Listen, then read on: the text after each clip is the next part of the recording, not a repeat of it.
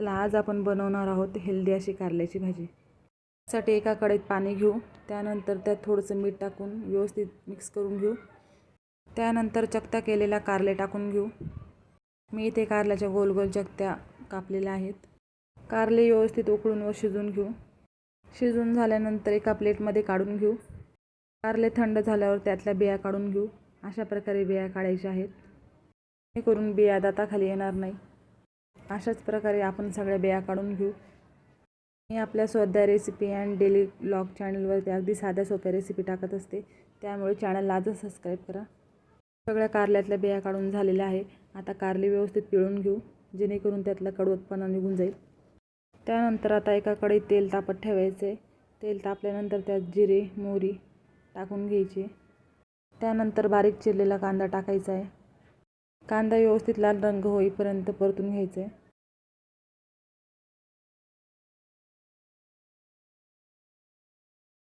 कांदा आपला व्यवस्थित परतलेला आहे। आता बारीक चिरलेला तो टोमॅटो टाकून घेऊ।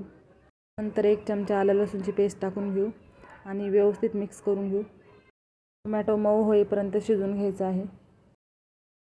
तुम्ही बघू शकता टोमॅटो अगदी मऊ झालेला आहे। नंतर आता मसाले टाकून घेऊ। त्यासाठी मी इथे हळद वापरलेली आहे, लाल मिरची पावडर, एव्हरेजचा मटन मसाला, काळा मसाला वापरलेला आहे आणि थोडीशी धना पावडर देखील टाकलेली आहे। आता मसाले व्यवस्थित मिक्स करून घेऊ। तेल सुटेपर्यंत मसाले परतून घ्यायचे आहेत।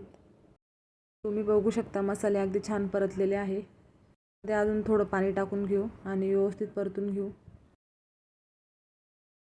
तुम्ही बघू शकता छान तेल सुटलेलं आहे मसाल्यांना।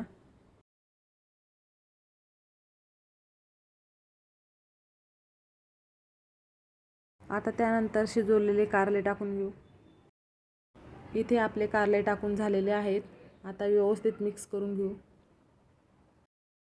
रेसिपी शेवटपर्यंत बघा। व्हिडिओ आवडल्यास व्हिडिओला लाईक शेअर कमेंट आणि नवीन नवीन रेसिपीसाठी चॅनलला सबस्क्राईब नक्की करा। तर इथे आपले कारले व्यवस्थित परतून झालेले आहेत।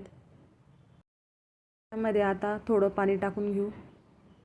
इथे पाणी अगदी थोडंच वापरलेलं आहे, कारण मी कारल्याची कोरडी भाजी बनवणार आहे। आता व्यवस्थित मिक्स करून घेऊ।